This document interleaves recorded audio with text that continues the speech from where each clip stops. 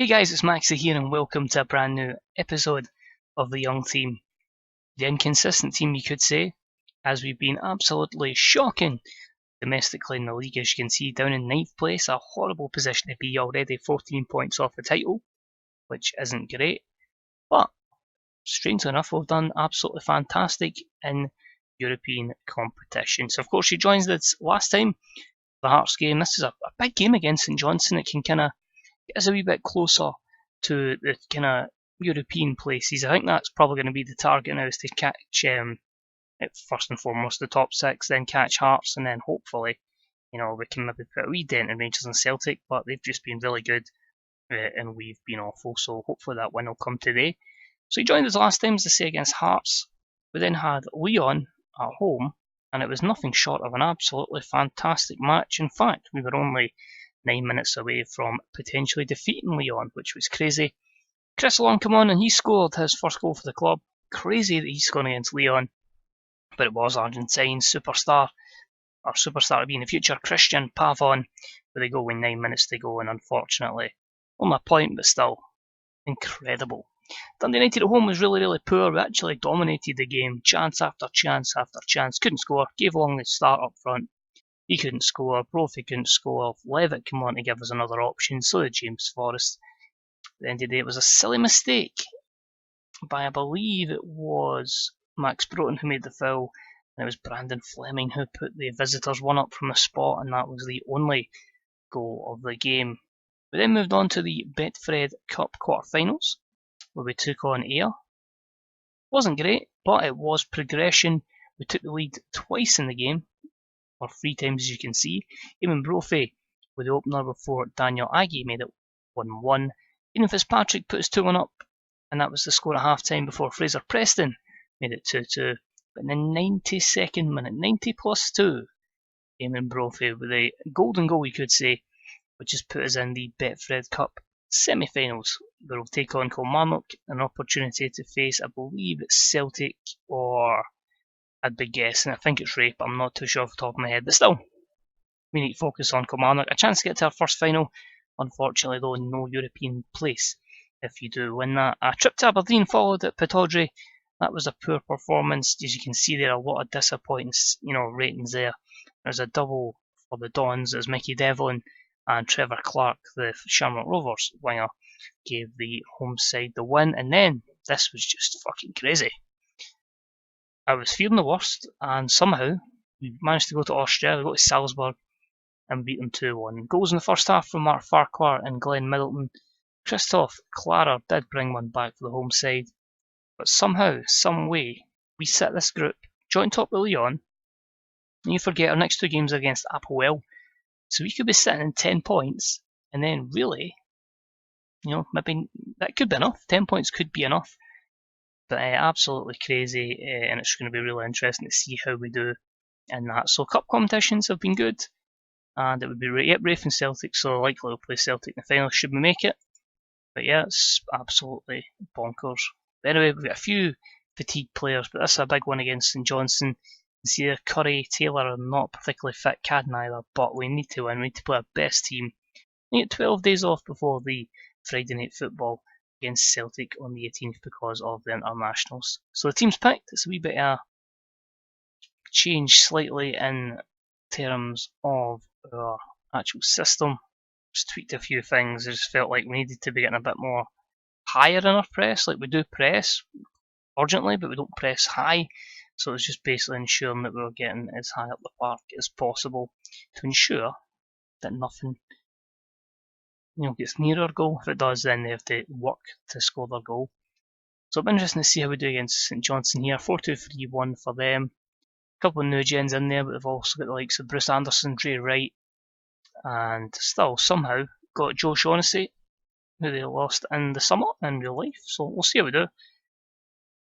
Got to put it an end to the poor run form, because I've done team talks, the whole shebang to try and motivate the boys, but so far it's not been great. So we'll see how we do,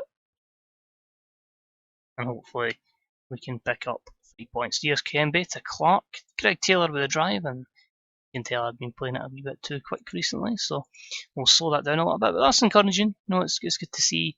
Now here's Clark to Brophy, back to Middleton. Campbell's a wee bit of space for Kayembe, but he gives it to Farquhar, who's in instead of Davy Turnbull, and he's unlucky there. I still feel with Mark Farquhar, he's someone who doesn't maybe have the greatest stats in the world, but by God, you get a performance from him every single week, and he seems to do the business. But good pressure. Here's Clark, Taylor, Clark, Middleton, for Cadden.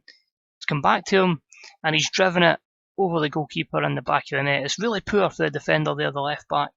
So that would be Liam Smith. He just heads it straight to Cadden, and Cadden drives it home. I've noticed that a lot in this FM.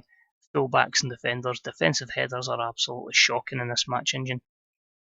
Anyway, here's Rathborn for Lapsey. Here's Anderson. We can hopefully win the ball back. Nope, it's going to be a chance for St Johnstone. I was hoping to win it there and maybe counter, but J. Wright gets through, and thankfully Pop diverts it wide. And we seem to deal with the set piece, do we? McManus, another chance for the Perth Saints, and thankfully that's offside. But you can see how congested that middle of the league is. Here's Middleton with the ball in. Campbell, it's just over the bar. I know, another win if we hold on here, and then you're talking, back and forth, and it's like, what panic? Middleton to Cadden. Cadden plays it looking for Middleton again. Back to Cadden. Back to Middleton. And a little game of ping pong between the two wingers has resulted in a header, of all things, from Glenn Middleton, and goal difference also see us take over St Johnstone. So it's been a perfect performance so far, and I'm absolutely delighted with that. 2 goals in the last stages of the first half from Cads and Middleton. So we'll just say I'm very happy. We'll try and keep this up. I'm just going to get rid of this league table on the left hand side because it does pop up down the middle. Yeah, been very good. Possessions, good to see more shots in the opposition. I just hope we don't falter because it's a tiring system, and fatigue is against us. Oh, nice goal there. I wasn't expecting that. Mark Farquhar again from outside the box, 25 yards. Nice little assist there from Chris Cadden.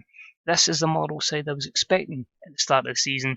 That's maybe starting to get it now as Bruce Anderson pulls one back. The set piece there from J. Wright, the former Aberdeen man, puts home a header. We're going to make some changes because the fatigue is kicking in. Many great options. I'm going to try Colin Curry at left back, which will mean that Greg Taylor comes off to be replaced by Ryan Porteous. Give him some minutes. I think we'll take off Cadden as well and give that position to Aidan Fitzpatrick. Really hoping that the boys can just see out the game, but at the same time just make sure we're not completely fatiguing the team. We'll swap from attacking to positive as well. I still like to go for it, but I don't want to be 3-2, 3-3. So Farquhar will be the final change. It will be the baller that is David Turnbull that will come on for the last 12 minutes here just to see if he can work his magic and maybe get us a fourth goal. But promising, as I say, that's encouraging. Goal difference isn't horrible now. Turnbull looks for Campbell. That's a good save from Liam Kelly. The St Johnstone goal. Chance for another attack. Let's see how we deal with this. Curry away. Campbell. Middleton if he can find someone, and Mitch Clark just decides to shoot for 25 yards. So there we go, another fullback, another inverted wingback, with a delightful blast and a goal. And it's another chance here. Campbell, if you can get it back out to Middleton, he's still there. Campbell, Middleton, Brophy. Apparently if we just shoot for distance, we might actually try and score. Turnbull has another one over, so it's good to see where you can make use of shoot on sight, but I'm happy with that. A 4-1 victory is certainly positive. It certainly should hopefully increase morale within the team, and it just gives you that wee bit of belief, you get a couple of wins together. The title might be a bit out of our reach, but I certainly feel like another season, build people up, get the value up, get teams interested in them, get a good bit of money behind the club, and then go for there. So it is a full-time score of 4-1. Pretty dominant victory in the end, although I wouldn't say at times it looked like that. And Mitch Clark picks up your Man of the Match award. So I'd say it's a vital victory as well, because Celtic away next, you'd expect Celtic to win. But if we can keep it competitive, you never know. And he's obviously looking to see, and he's obviously looking to see us. But again, Farquhar is going to be ineligible not to play that match. So it's good to get him back. He'll probably play ahead of Davy Turnbull. That is your state of play.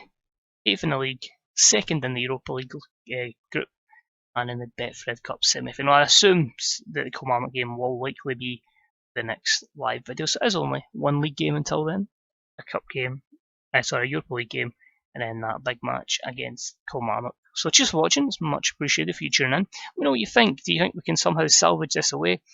One question I want to ask you guys is, what has been your most surprising match you've had in Europe where you thought, I've got absolutely no chance here, and then you come ahead and win it? So let us know how that's went for you. Let us know your thoughts on the upcoming FM20 game, how you're feeling about it. And of course, until next time, tomorrow, of course, and that'll be your next Motherwell Young Team video. So just watching, please enjoy the rest of your day, and hopefully I'll see you next time for some more of the Young Team. Bye bye.